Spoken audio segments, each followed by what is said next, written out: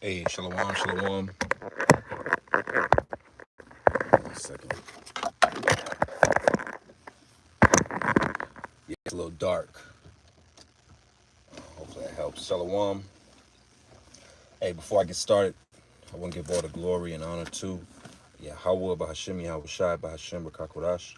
Double honors are to my apostles and elders, a great millstone. Peace and safety to all the sincere Akim that's out here pushing this word in truth and in all sincerity. Shalom. And to you sincere sisters that are tuning in or waking up as well. Shalom. Um, we'll do this gonna be a very quick one. Probably gonna hit maybe three scriptures in this. Like I said, it's gonna be a quick one. Um, as the title says, don't be fooled when basically, you know, the elite decide to, don't be fooled or surprised when the elite, hey, shalom to everybody tuning in as well, shalom to you. Um, when the elite um, fake an alien invasion, man. All right. It's a lot of clips circulating. I seen something a brother in my camp shared. It was a clip of I want to say 60 Minutes or one of those level of TV news shows. It was like a ABC or a CBS type level. And the guy said basically that there's reports from the Pentagon that a mothership UFO is approaching. And you know, if you're my age and older, even if, again, when I say my age, give or take, in your 30s and up, you can definitely remember the older you get how, you know, there was a time where, it's like I'm sitting in this car, um, where there was a time where basically um, you were looked at as a fool or crazy for uttering the idea of UFOs or aliens or life outside of the of Earth, any of these elements, you were looked at kind of like a madman or a woman, you know, like you watch too many sci-fi movies and X-Files and stuff of that nature. Um, but fast forward, you have Navy videos being released. The Pentagon is releasing videos. Even before I did this lesson, I had a thought to do another lesson, but then I seen another article that reminded me. I was like, yeah, I'm gonna speak on that, of this whole mothership uh, ship approaching. Okay, and like I said, don't be fooled, man. Don't be fooled and don't be surprised, because it's all part of the agenda. It's all part of their agenda. But we understand through the scriptures that those vehicles that have been, disregarded and looked upon as evil are really the chariots of the Most High. They're angelic vehicles that the Lord uses, that His angels and Yahweh Shai use to travel and to do what needs to be done. But what Esau is going to do is not the same as the Lord, and that's according to the scriptures. And I want to touch on a few scriptures here to point that out, because a lot of people, this is going to shake them up. All right. And I'm saying that from a place of, I'm pretty sure, I would bet my money that Esau is going to do it, man. He's going to try to fake this to gain to deceive the people and to sway them in a way that will that he can benefit from. And in that energy in itself, that should let you know that if you see something and he uses it to his benefit, that's not it. That wasn't it. If Esau benefits from an angelic force, or a force, we won't even say angelic, just a force.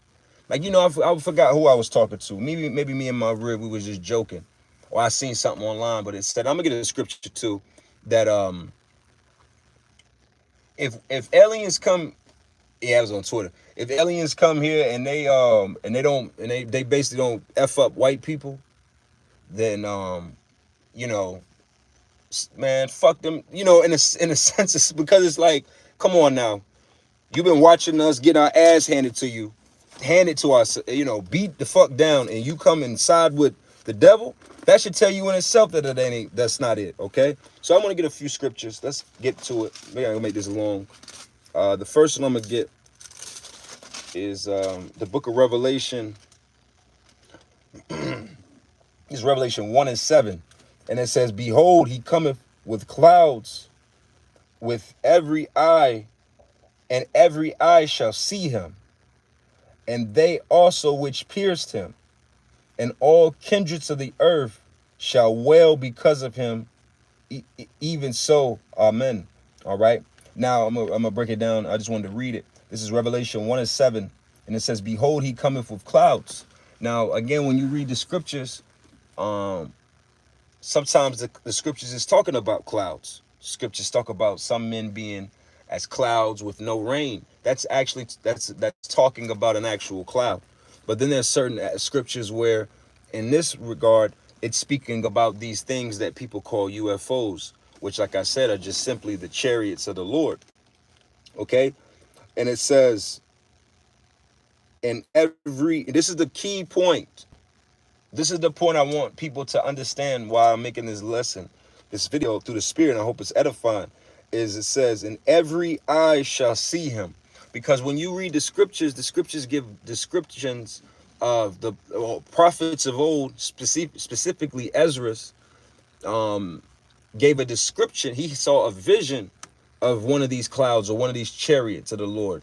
And he said he couldn't see one end from the other end in the sky. All right. It was as if somebody cut a mountain, like take the Mount Everest and lift that up above the sky. It's not on earth. It's actually in the sky. Imagine the Appalachian Mountains.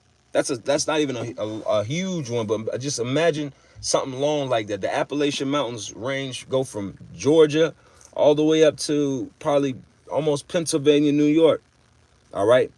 But just imagine where you couldn't see one end from the other. That's that level of UFOs, or lack of a better terms, or UFO sighting that's about to come through the Spirit from the Lord. All right. Something where you can't see the other end from the other end. Esau can't do that. So that's why I said all eyes shall see it.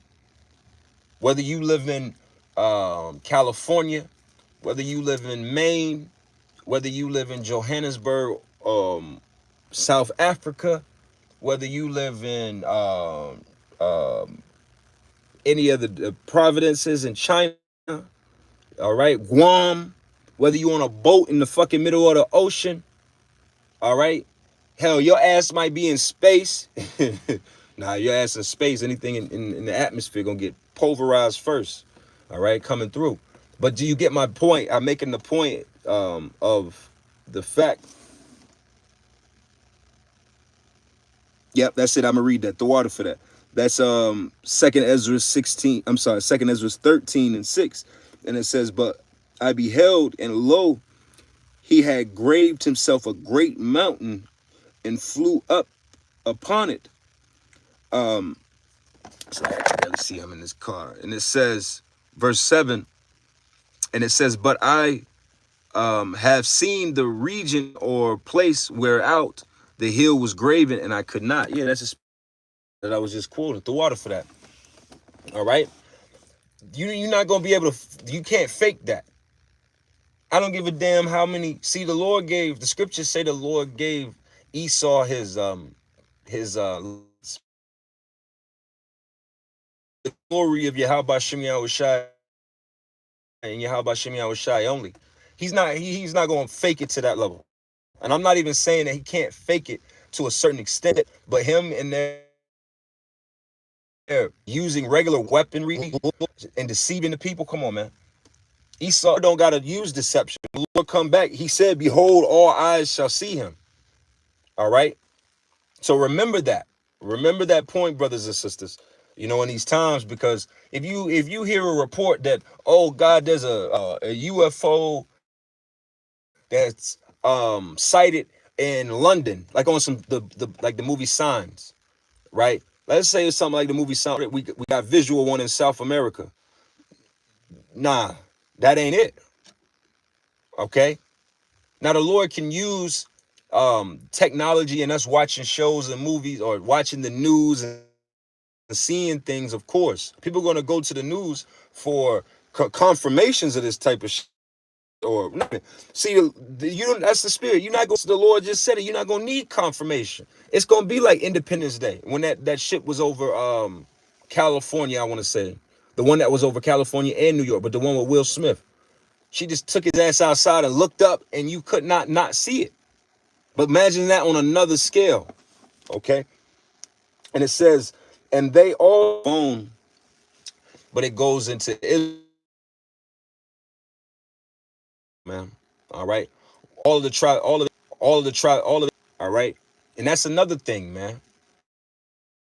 All right, and that's another thing, man. The Lord didn't say that when these vehicles appear here, that we just gonna carry on with our life at 5 and clock in and uh ask your woman for what she want to eat for dinner the next 12 weeks, man. No, this is gonna be quick, man. When the Lord come back, when we see this, that's when the Lord is coming back to do salvation. Scriptures say, "Look up for our salvation draweth nigh." All right, now I'm gonna get let's go to my next scripture, and it's let's go to the book of Matthew. All right, we can go to the book of Matthew, 24 and 20. We're gonna start at 24. Yep, and it reads, what is that? No, I'm tripping. I need one more X. 23, 24. Yep. This is Matthew 24 and 2.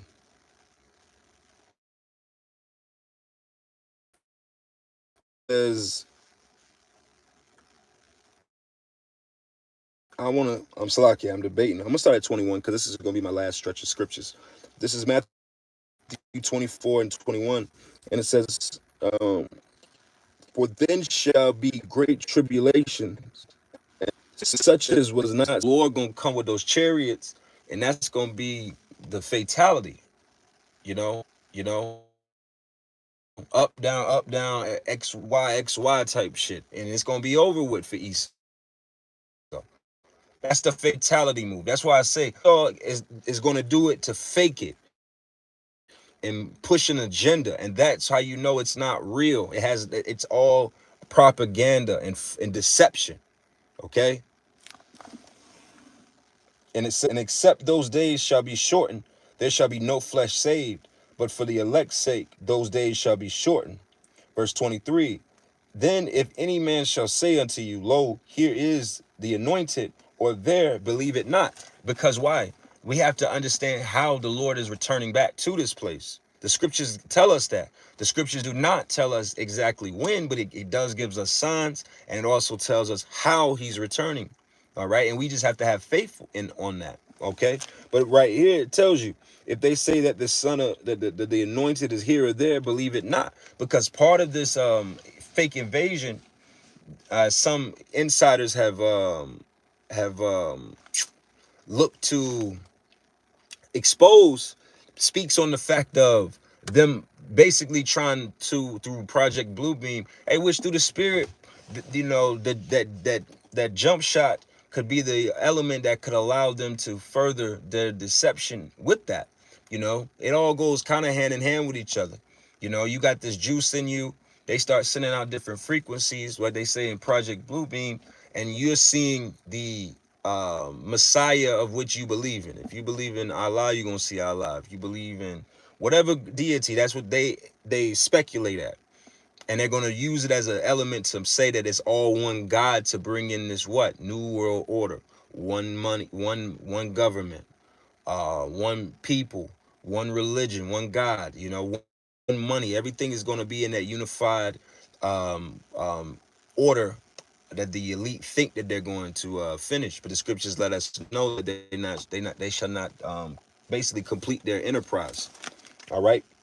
So reading on, and it says, "For there shall arise false anointed, or and false prophets." And we see that happening from time all the time, man. It's gonna be more. With individuals popping up that are acting, coming in instead of a leader for the people. Okay, and it says, "And shall shew great signs and wonders, and so much that if it were very possible, they shall deceive the very elect." And this fake evasion is something to deceive the masses, and it's gonna look crazy. I'm not sitting here saying that Esau ain't gonna try it. I believe he will, and I believe he's gonna bring a lot of devastation behind it as well. But we have to still keep our eye solo and realize that's not it. We're close. Because when Esau does this, understand he's throwing his trump cards out. He's not holding back. These aren't little plays. See, when something like this occurs, there's yesterday, and then there's the day after this occurs through the spirit. Even in this Edomite society, there's going to be certain events until the Lord brings the that final blow, like I said, that fatal blow, that fatality to this place, that's going to change the dynamic of this place, and it's going to just keep going until we end up in the kingdom of heaven. Really, like for those that, like I said, for men that can remember, there was September the 10th, 2001, and then there was September the 11th, 2001, and then there was September the 12th, 2001. All of those days had different spirits on them. The spirit of America is not the same since that day. So there's going to be more events that are going to change the very fabric of this place, where it's like, we can't, like, are we kidding me? There's no going back, is what I'm saying, trying to say. Reading on, and it says, "Behold, I have told you before. Wherefore, if they shall say unto you," and this is reiterating this because this is an important thing to know. If you see a Messiah figure, all right, that's why we're big on all the elements here. They hate us for it as Hebrew Israelites, but what do? We talk about color. We talk about the stature. We talk about the personality. We have to defeat all those wicked imaginations that has been placed in our people's mind in the idea of Christianity and this figure named Jesus Christ. When you understand who Yahweh Shai is, you understand he's a man that's coming back to bring great wrath and destruction to this place, okay? And change to this place, all right? But if they tell you that this man, this is the anointed one, and it's some, tan man, with curly hair, and he's talking to the fucking president or the UN, get the fuck out of here. I don't give a damn if he could raise somebody up from the dead right there. All right? That's not, and I don't care, and I'm only saying the color, but because we understand how the Lord describes himself as far as his figure in Revelation, the 1st chapter. But what I'm focusing in on is the scriptures tell us how he's coming back. He said, another scripture, "I shall not come back to meet thee as a man." So there is no him sitting down and having a cup of a scotch with the fucking president of the United States, or the meeting with the UN to see how he could change the world and shit. I don't give a damn if he could raise the dead. He can make it rain right there. That's those miracles that the scriptures speak about that we have to understand. That's not how the Lord said he was coming back. All right. He says, I'm going to read a verse up above because the Lord is emphasizing this for us. This is Matthew 24 and 25. And it says, "Behold, I have told you before. Wherefore, if they shall say unto you, Behold, he is in the desert, go not forth. Behold, he is in the secret chamber." Yeah. He's over here, they got a blanket over him. No pictures. Get the fuck out of here with that, man. All right. In the secret chambers, believe it not. All right. Um, and yeah, you know what? That was my point. All right. So again, you know, I'm gonna skip down because this was the precept aligned with Revelation 1 and 7. Matthew 24 and 30, and I'm gonna close here. And it says, and then shall appear the signs of the Son of Man in heaven, and then shall all the tribes of the earth, the tribes of Israel, main specifically, of the earth, mourn, and they shall see the Son of Man coming in the clouds of heaven with power and great glory. That's why I say Esau can do it, you know, what the Lord allow him to do, and it's going to be of devastation. Do not get me wrong. All right. But it's not going to be glorious. All right. Scriptures, you can't fake the glory of the Lord, man. All right. This is the toes. This is the iron mixed with miry clay. This is not even a glorious kingdom in that regard in itself. So therefore, you're not going to be able to fake the glory that the Lord is going to show upon this place in His return. All right. Hey, so I wanted to just hit a few scriptures in dealing with that subject matter of there's a lot of news circulations, a lot of videos, a lot more. This video was seen here, speculations and this, that, and the third, and a lot of it, some of it, we understand through the scriptures that there are chariots out there, and the Lord's going to do what He's going to do. But we understand that this devil is also playing on the minds of the people as well, and he wants to do anything in his power to destroy in the minds of his people their religions and their religious beliefs. And the main thing that would make a lot of people give up their religious belief is if life outside of this place, because a lot of people, their mind automatically is looking for reasons to look for disbelief, not looking for reasons of faith. So they're looking for reasons to say, see, told you there's no God. How could it be a God if there's aliens here? That God made aliens? You're going to hear all that type of scoffing. All right. Hey, so with that, I hope this was edifying. I want to give all the glory, honor to Yahweh Shemian Washai Bashem Rakakwarash. Hey, I want to say the water, all you brothers that tuned in, the water for the precepts. It was on point. I want to give double honors to my apostles and elders at Great Millstone. Shalom.